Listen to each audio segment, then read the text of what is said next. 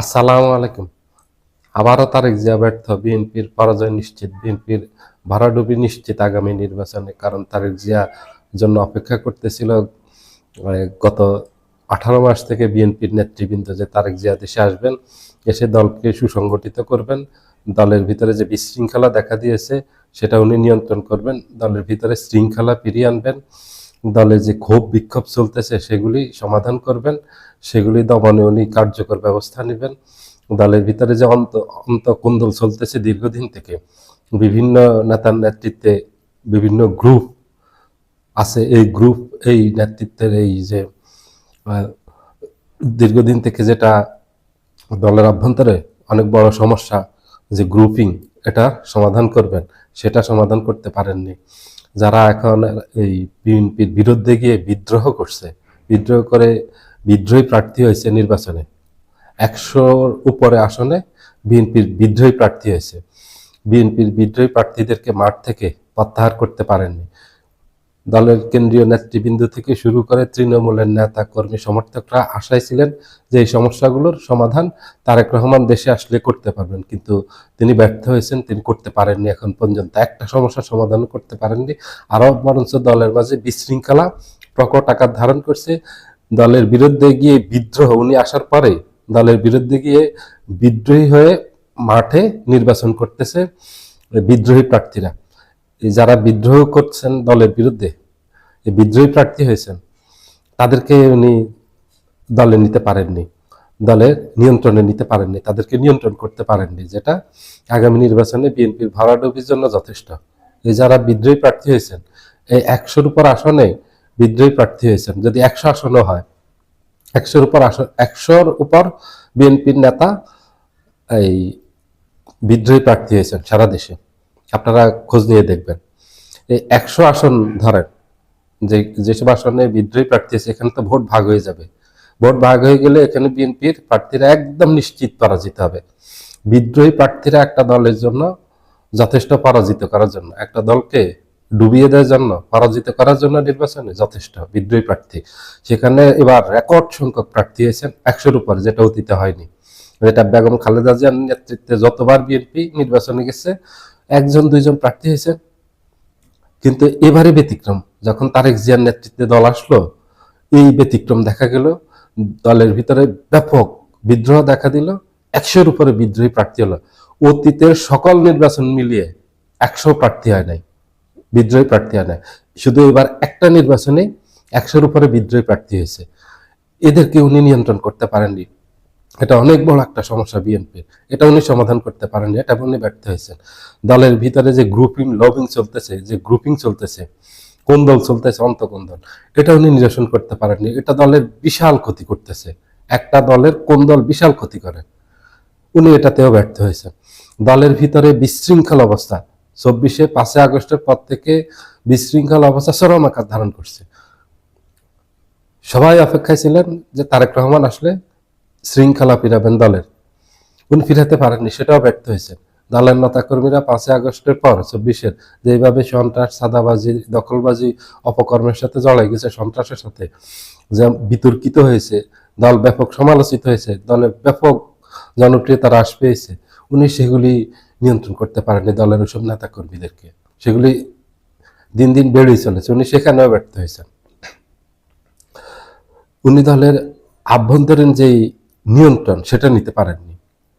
ওটা নিতে না পারলে আগামী নির্বাচনে পরাজয় একবারে নিশ্চিত।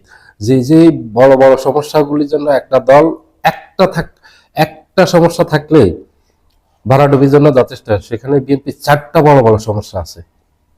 1 নম্বরে হলো দলের অভ্যন্তরে যে কোন দল, সেটা। 2 নম্বর হলো দলের নিয়ন্ত্রণ, যে বিশৃঙ্খলা অবস্থা, সেটা শৃঙ্খলা ফেরানো, নিয়ন্ত্রণ নেওয়া।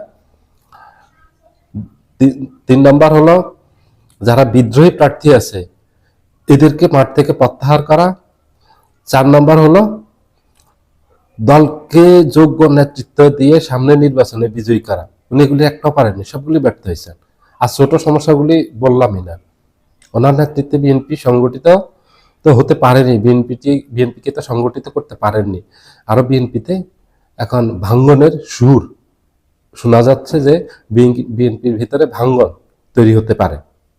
কতটুকু সত্য কতটুকু মিথ্যা জানেন, একটা গুঞ্জন চলতেছে যে সকল বিদ্রোহী প্রার্থী যারা মাঠে আছেন নির্বাচনের জন্য, নমিনেশন পেপার সাবমিট করেছেন, তারা একত্রিত হয়ে একটা দল ঘোষণা করতে পারেন। কারণ এদেরকে সবাইকে বহিষ্কার করা হবে। 9 জনকে মাত্র বহিষ্কার করা হয়েছে। ব্যারিস্টার রুমিন পারহানা, যুব দলের সাবেক সভাপতি এবং ঢাকা মহানগর উত্তরের সাবেক আহ্বায়ক সাইফুল আলম নীরব, কেন্দ্রীয় বিএনপির নেতা হাসান আল মামুন, সালাউদ্দিন সরকার গাজীপুরের, ব্রাহ্মণবাড়িয়ার 2-এর সরাইল আশিগঞ্জের যে আসনটা সেখানে তরুণ দে, এভাবে 9 জনকে করা হয়েছে সারা বাংলাদেশে। বহিষ্কার করা হয়েছে, বাকিদেরকেও বহিষ্কার করা হবে। তখন বাকিরা যেটা আছে জোটগতভাবে তারা যৌথ হয়ে একটা দল ঘোষণা করবে, এটা শোনা যাচ্ছে। জানি না এটা সত্য মিথ্যা, জানি না। যদি এটা হয় তাহলে একদম প্রকাশ্য বিদ্রোহ ঘোষণা, দলের বিরুদ্ধে গিয়ে একদম বিদ্রোহী এই গিয়ে আরেকটা দল গঠন করা। যেহেতু উনি নেতৃত্বে আছেন, এই দায়ভার কিন্তু ওনাকে নিতে হবে। ওনার নেতৃত্বে থাকা অবস্থায় যদি দলে ভালো করে সেটার প্রশংসা উনি পাবেন, যদি ওনার নেতৃত্বে দলে ভাঙ্গন দ্বারা খারাপ ফলাফল করে সেটা সমালোচিত উনি হবেন। সেই সমালোচনার ভার সম্পূর্ণ তার, কারণ ওনার একক নিয়ন্ত্রণ দলের উপর। ওনার নিয়ন্ত্রণের বাহিরে কেউ কোনো কথা বলতে পারে না, কিছু করতে পারে না। তাহলে উনি কেন নিয়ন্ত্রণ করতে পারেন না? একক ক্ষমতা ওনার, দলের যেহেতু চেয়ারম্যান উনি, ওনার একক ক্ষমতা আছে এখানে সবকিছু করার, গঠনতন্ত্রে আছে, দেয়া আছে। যদি না পারে তাহলে ব্যর্থতার দায়ভার ওনার, যে উনি ব্যর্থ হয়েছেন, ক্ষমতা আছে ওনার কাছে, তারপরে উনি পারেননি কেন? এটা দলের নেতা কর্মী সমর্থকরা ওনার কাছে জবাব চাইবে, ওনাকে দিতে হবে। উনি নেতৃত্বে চ্যালেঞ্জের মুখে পড়ে গেছে এসে। উনি যদি এগুলি যদি এখন খুব সময় কম, যদি তারপরেও এখনো পারেন এই সমস্যাগুলো সমাধান করতে, দল ভালো করবে। আর না হলে আগামী নির্বাচনে দলের ভরাডুবি হবে। নির্বাচনের পরও বিএনপি রাজনীতি হুমকির মুখে পড়বে। কারণ এই রাজনীতি তো শুধু নির্বাচন কেন্দ্রিক না, যে একদিনের রাজনীতি নির্বাচন পর্যন্ত হলো তারপর আর রাজনীতি থাকবে না, সেটা না। রাজনীতি এটা দেশ যতদিন থাকবে, এই প্রত্যেকটা দলের রাজনীতি ততদিন থাকবে। কেউ সাইনবোর্ড হয়ে থাকবে রাজনীতিতে, আর কেউ জনসমর্থন নিয়ে ব্যাপক আকারে জনসমর্থন নিয়ে দেশে রাজনীতি করবে। বিশাল সমর্থন থাকবে, জাতীয় পার্টি অথবা জাসদ, মুসলিম লীগের অবস্থা হবে না। আবার কারো অবস্থা হবে আওয়ামী লীগের মতো, কারো অবস্থা থাকবে জামাতের মতো ব্যাপক জনসমর্থন থাকবে, অথবা বিএনপির মতো ব্যাপক জনসমর্থন থাকবে। এটা নেতৃত্বের যোগ্যতার উপর নির্ভর করবে, কাজ জনপ্রিয়তা কতটুকু থাকবে, ভবিষ্যতে কি কতটুকু ভালো ফলাফল করতে পারবে, এটা হচ্ছে মূল নেতৃত্বের উপর নির্ভর করে। উনি ম্যাজিশিয়ানের মতো আসবেন, সবকিছু জয় করে ফেলবেন, আসবেন দেখবেন জয় করে ফেলবেন, ওই ধরনের চিন্তা ভাবনা ছিল দলের নেতাকর্মী সমর্থকদের। কিন্তু তারা আশাহত হয়েছেন। উনি কোনো একটা সমস্যার সমাধান করতে পারেননি, আরো সমস্যা বেড়েছে উনি আসার পর। যে কয়েকজনকে বহিষ্কার করা হয়েছে ওনারা এগুলি পাত্তাই দেননি, এগুলো আমলেই নেননি ওনাদেরকে যে বহিষ্কার করা হয়েছে, অথবা আরো বহিষ্কার করা হবে, অন্যদের প্রতি কঠোর বার্তা দিয়েছে। অন্যরা জানে কঠোর বার্তা এতটুকুই বহিষ্কার করবে, এর থেকে বেশি কিছু না। তো বিএনপি বহিষ্কার করলে আবার দলে নিয়ে নেয়, এটা ওনারা দেখছেন। 5ই আগস্টের পর বিএনপির অনেক নেতাকর্মী বিতর্কিত কর্মকাণ্ডের জন্য বহিষ্কার করা হয়েছে, আবার তাদেরকে 2 মাস পর 3 মাস পর প্রত্যাহার করে দলে নেওয়া হয়েছে। এটা উনিরা জানেন, এই নাটক বিএনপির, এগুলি স্থায়ী কিছু না।